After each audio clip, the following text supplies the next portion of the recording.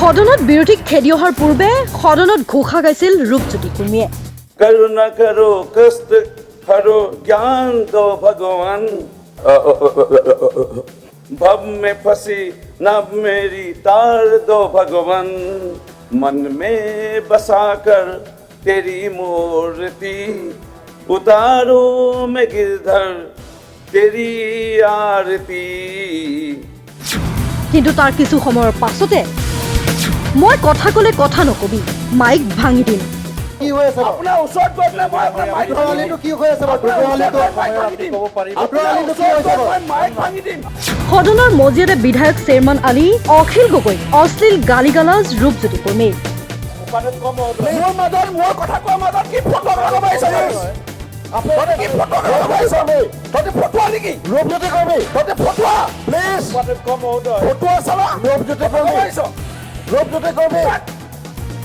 এয়াই নহয়, ইয়াৰ পাছতো বিধায়ক আমিনুল ইছলামৰ সৈতে সদনৰ বাহিৰতো বাকযুদ্ধত লিপ্ত হয় ৰূপজ্যোতি কুৰ্মী।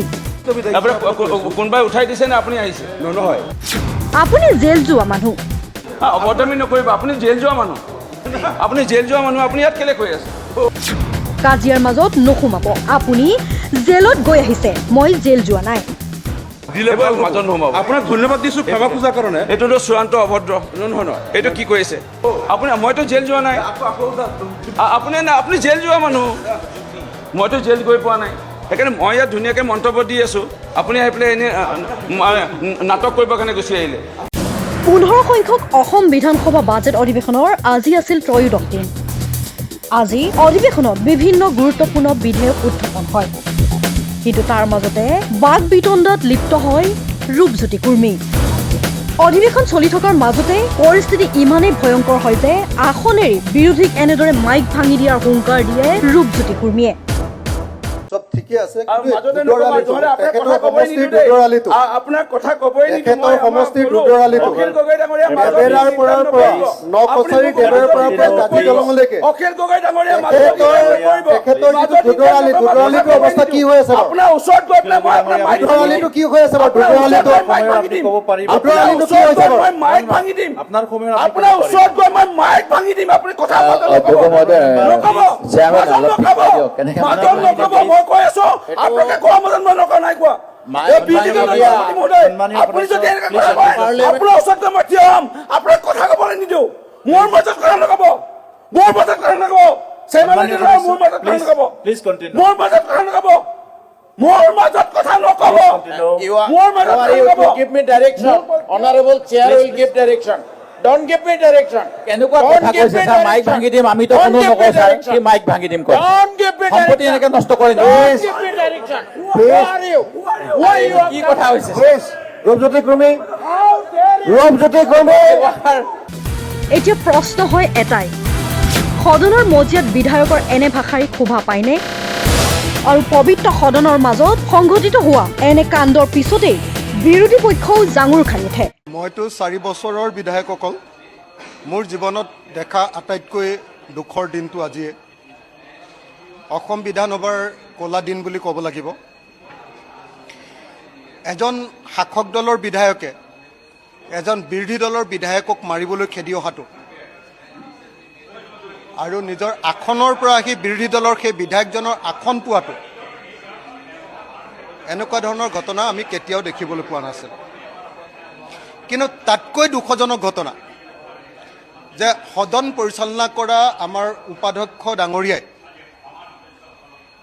আজি চেয়াৰমেন আলী ডাঙৰীয়াক ৰূপজ্যোতি কুৰ্মীয়ে শাৰীৰিকভাৱে আক্ৰমণ কৰিবলৈ অহাৰ পাছতো তেখেতক গোটেই কাৰ্যকালৰ কাৰণে এইবাৰৰ যিটো অধিৱেশন, এইবাৰৰ সমগ্ৰ অধিৱেশনৰ কাৰ্যকালৰ কাৰণে তেওঁক সম্পূৰ্ণৰূপে বহিষ্কৃত কৰাৰ পৰিৱৰ্তে সৰু ল'ৰাক বুজাই যিধৰণে গোটেই ঘটনাটো থাপি থুপি থৈছে, এইটো এটা নজিৰবিহীন ঘটনা।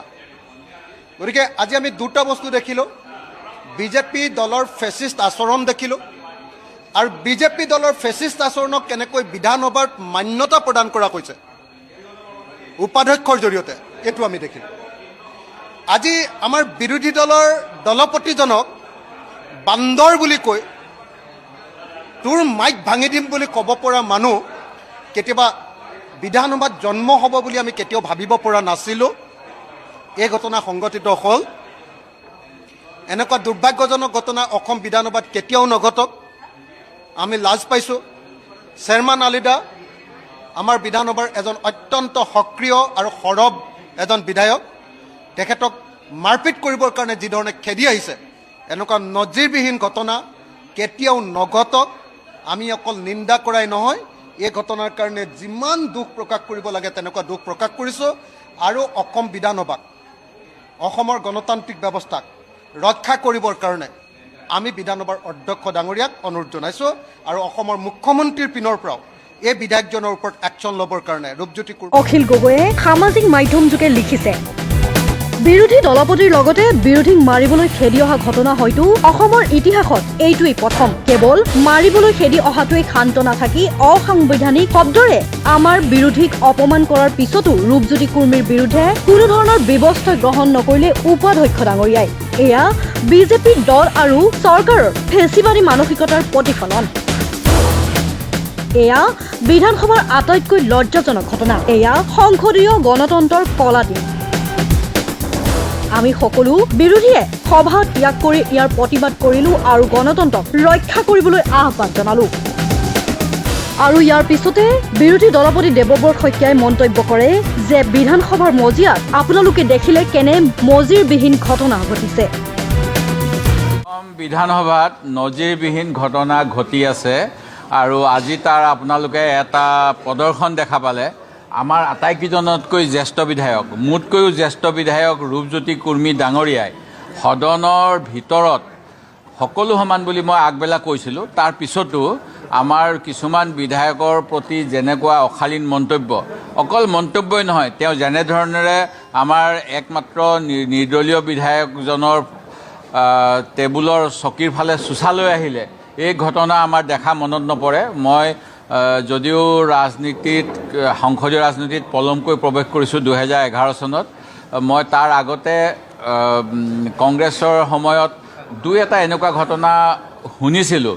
কিন্তু যোৱা 90 চনৰ পৰৱৰ্তী সময়ত বা 96ৰ পিছৰ পৰা প্ৰায় 30 বছৰৰ অধিক কাল ধৰি এনেকুৱা উত্তেজনা, এনেকুৱা ঘটনা দেখা নাই য'ত ধৈৰ্য যি সময়ত থাকিব লাগে সেই সময়ত ধৈৰ্য নাইকিয়া হৈছে। বিধানসভাৰ এয়া কিজানি সম্পূৰ্ণ অন্তিম বাজেটৰ অধিৱেশন আৰু এই অন্তিম বাজেটৰ সময়ত আমি নিশ্চিতভাৱে চৰকাৰক সমালোচনা কৰিম। যিখিনি কাম কাজ হোৱা নাই তাৰ বিষয়ে ক'ম। যিটো কথালৈ আজি এনেকুৱা কথা হ'ল, এই ধোদৰ আলিটো এটা ৰাজনীতি হৈ আছে। ধোদৰ আলিৰ বিষয়ে দুদিনমান পূৰ্বে কেন্দ্ৰীয় বৈদেশিক পৰিক্ৰমা মন্ত্ৰী পবিত্ৰ মাৰ্ঘেৰিটাই গৈ অশালীন মন্তব্য কৈছিল যে বিৰোধী বিধায়কসকল শুই আছে। এনেকুৱা কথা তেখেতে কৈছিল যে মুখ্যমন্ত্ৰী মহোদয়ে চকু কাণ দিব লগা হৈছে। মুখ্যমন্ত্ৰী মহোদয়ে অসমৰ সকলো বিধায়কৰ, শাসক বিৰোধী সকলোৰে উন্নয়নৰ কাৰণে চকু কাণ দিব লাগে, তেখেতৰ দায়িত্ব। কিন্তু দুৰ্ভাগ্যক্ৰমে যিডোখৰত ধোদৰ আলিটো বেয়া হৈ আছে সেই ডোখৰৰ এটা অংশ হ'ল বৰ্তমানৰ আমগুৰি সমষ্টি পূৰ্বৰ প্ৰদীপ হাজৰিকা ডাঙৰীয়াৰ অংশ, এটা অংশ হ'ল আমাৰ বিজেপি দলৰ বিধায়ক ৰূপজ্যোতি কুৰ্মীৰ অংশ। আৰু আমি সকলোৱে যাতায়াত কৰোঁ। এই বিধায়ক অখিল গগৈ ডাঙৰীয়াৰ ঘৰৰ কাষৰ সেই অংশ, মই সেইফালে অহা যোৱা কৰোঁ। আমাৰ ডিপাৰ্টমেণ্টেল ৰিলেটেড ষ্টেণ্ডিং কমিটিত এইবাৰ আমি কৈছোঁ, শিৱসাগৰলৈ অথবা চৰাইদেউ জিলালৈ যাবলৈ হ'লে আটাইকেইটা ৰাস্তা যোৱা সময়ছোৱাত বেয়া হৈ আছে, তাৎক্ষণিকভাৱে ভাল কৰিব লাগে বুলি আজি বিধানসভাৰ সদনত দাখিল হোৱা প্ৰতিবেদনত উল্লেখ আছে। তাৰপিছত সঁচা কথাখিনি ক'লে তেখেতসকলৰ কিয় গা মূৰ গৰম হয় আমি নাজানো। কিন্তু বিধানসভাখনত আলোচনা হ'ব লাগে, ঘুচিয়াঘুচি হ'ব নালাগে।